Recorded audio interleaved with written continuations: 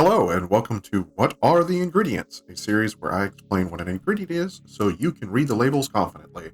Today's ingredient is potassium bitartrate.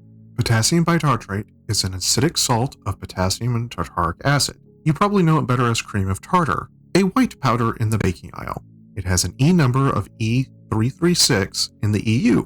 Unfortunately, I have to break it to you. It doesn't come from tartar sauce, and it has nothing to do with fish.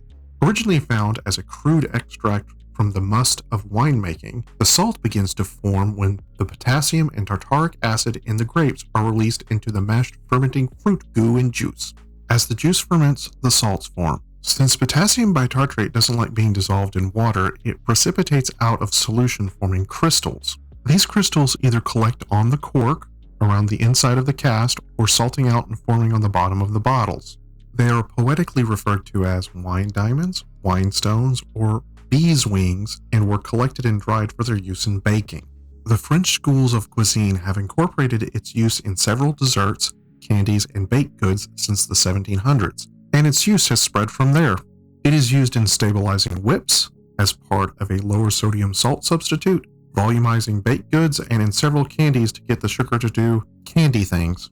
Variables such as temperature, sugar content, alcohol content, tannin profiles, and more impact how much cream of tartar can be found in grape must. This is why when making grape jams and wine, the culinary world has developed filtering methods to make sure these salts don't cause a gritty mouthfeel in foods and drinks in a way that could surprise the modern palate. While it has nothing to do with fish, it does have something to do with some other animals.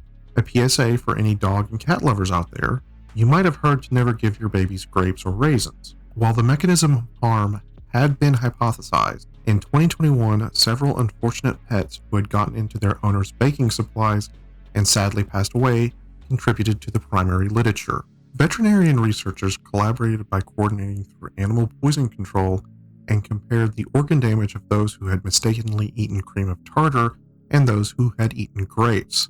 The necrotic lesions and damage between the two groups were identical, making the likely mechanism of harm to be the tartaric acid. As our anatomies and biologies differ greatly, potassium bitartrate is a safe ingredient used in many foods, baked goods, and candies. For us. But its potential harm to our friends is another reason we should stick to feeding them animal foods and not letting them snack off our plates.